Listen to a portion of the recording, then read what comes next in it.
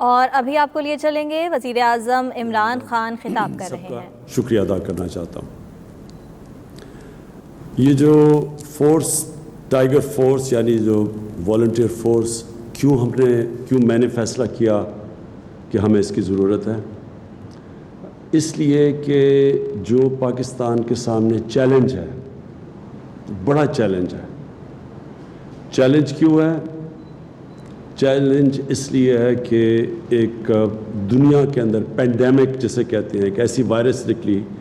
جس کی وجہ سے ساری دنیا کے اندر وہ قدم اٹھانے پڑے جو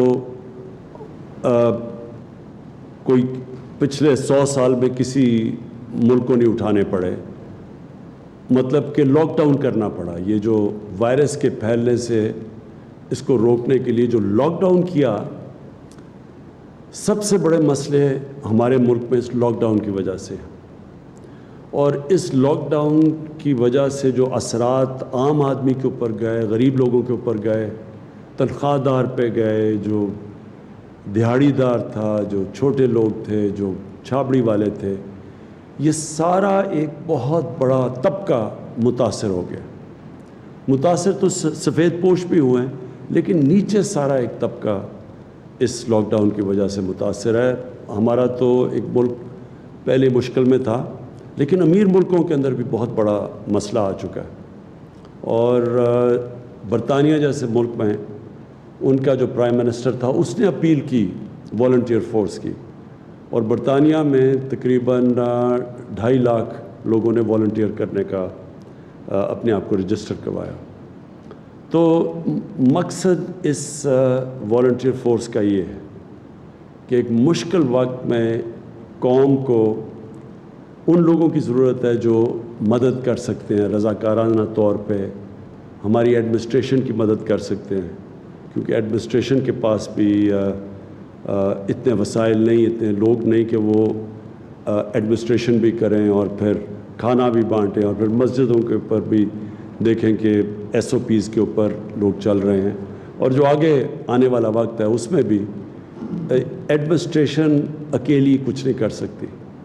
تو اس لیے ہمیں یہ والنٹیئرز جو آپ سب نے والنٹیئر کیا، ایک ملک جہاد لڑ رہا ہے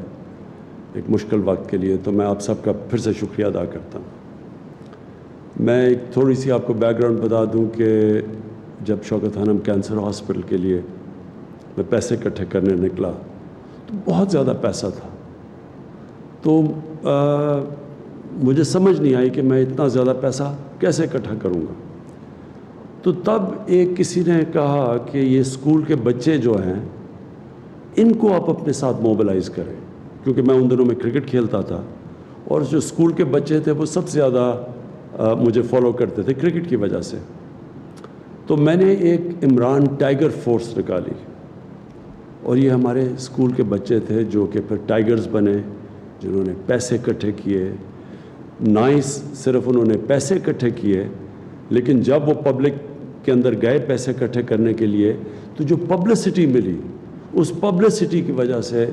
ہم آخر میں اتنا پیسہ اکٹھا کر سکے کہ پاکستان کا پہلا ایک اسپیشلائزڈ کینسر ہاسپٹل بنا سکے. اور وہ ہاسپٹل جو آج تک 75% کینسر کے مریض ان کو مفت علاج کر رہا ہے، اور یاد رکھیں سب سے مہنگا کینسر کا علاج ہے. تو میں صرف اس لیے کر سکا کہ میرے ساتھ اسکول کے بچے ایک والنٹیئر فورس بنے، اور وہ جو ٹائیگر فورس تھی اس لیے کامیاب ہوئی. تو اس لیے میں نے سوچا کہ ایک ٹائیگر فورس آج اکٹھا کرتے ہیں، ہماری ملک کی مدد کریں اس مشکل وقت میں. تو اب آپ کے لیے میرا جو آج پیغام ہے وہ یہ کہتے کہ سب سے پہلے تو اب ہم نے آہستہ آہستہ یہ لاک ڈاؤن کو کھولنا ہے. ہم کیوں لاک ڈاؤن کو کھول رہے ہیں میں آپ کو بتا چکا ہوں کہ بہت زیادہ لوگ متاثر ہو چکے ہیں لاک ڈاؤن سے. نوکریاں چلی گئی ہیں، وہ طبقہ جو کہ صرف دہاڑی دار تھے، جو گزارا کرتے تھے، جو پیسہ آتا تھا اس سے بچوں کا پیٹ پالنے سے، وہ سب مشکل میں پڑ گئے. تو اس لیے جو ہم جب لاک ڈاؤن کھولیں گے تو تاکہ لوگوں کو نوکریاں ملیں واپس، لیکن ہمیں پتہ ہے کہ اگر ہم نے ایسا لاک ڈاؤن کھول دیا کہ جدھر لوگ جمع ہونا شروع ہو گئے، اور جو ہم ایس او پیز یعنی جو شرائط ہم رکھ رہے ہیں لاک ڈاؤن کھولنے کے لیے، اگر لوگوں نے ان کے اوپر عمل نہ کیا تو خطرہ یہ ہے کہ پھر سے یہ ایک کرونا تیزی سے پھیلے گی، کیونکہ اب تھوڑی لیول ہو گئی ہے، تو اگر وہ پھر سے پھیلی تو اس کا پھر خدشہ یہ ہے کہ پھر سے ہمیں لاک ڈاؤن کی طرف جانا پڑے گا۔ لہٰذا میں آپ سب سے یہ امید رکھتا ہوں کہ آپ نے پھر اپنے یونین کاؤنسلز کے اندر، محلوں کے اندر، اور جدھر جدھر آپ کی لوکیشن ہے، آپ نے پھر لوگوں کے اندر یہ اویئرنیس پیدا کرنی ہے، آپ نے پبلسائز کرنا ہے کہ ایس او پیز کیا ہیں۔ جس طرح مسجدوں کے اندر ہم نے کہا ہوا ہے، شرائط رکھی ہوئی ہے کہ اگر تراویح پڑھنے جانا ہے تو یا مسجدوں میں جانا ہے اپنے، تو وہ فاصلے رکھنے ہیں آپس میں، اور پھر کئی اور ہم نے شرائط رکھی ہوئی ہیں۔ تو یہ والنٹیئرز کا، یہ ٹائیگرز کا کام ہوگا کہ لوگوں کو آگاہ کریں کہ یہ اگر مسجد کھل رہی ہے تو آپ نے مسجد میں جانا ہے تو یہ آپ نے ان شرائطوں پہ عمل کرنا ہے، اگر دکانیں کھل رہی ہیں تو تب آپ نے کیا کرنا ہے، اگر فیکٹریاں کھل رہی ہیں تو آپ نے لوگوں کو آگاہ کرنا ہے اس چیز پہ۔ حالانکہ کھولیں گے فیکٹریز اور دکانیں اور سب چیزیں، تو اس میں ذمہ داری جو فیکٹری کا مینیجر ہے اس کی ذمہ داری ہوگی، جو دکان چلاتا ہے اس کی ذمہ داری ہوگی، لیکن عوام کے اندر ہمارے ٹائیگر فورس جا کے لوگوں کو آگاہ کرے گی۔ سب سے بڑی تو یہ ذمہ داری ہے، کیونکہ یہ سب سے بڑا ہمارے لیے چیلنج اب ہوگا کہ ایک طرف لوگوں کو کرونا سے بھی بچائیں، اور دوسری طرف ہم یہ بھی دیکھیں کہ لوگ بے روزگاری سے، بھوک سے نہ مریں، تو ان کے لیے روزگار بھی ہو اور پھر کرونا سے بھی بچائیں۔ اس بیلنس کے لیے آپ ٹائیگرز کی ضرورت پڑے گی کہ پبلک کے اندر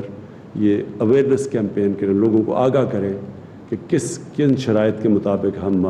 لاک ڈاؤن کو کھول رہے ہیں۔ دوسری چیز جو میں پہلے کہہ چکا ہوں، مسجدیں، ان کے اندر یوٹیلیٹی سٹورز، میں بھی کہوں گا بھی ہمارے یوٹیلیٹی سٹورز کے چیئرمین بیٹھے ہوئے ہیں، میں اس کے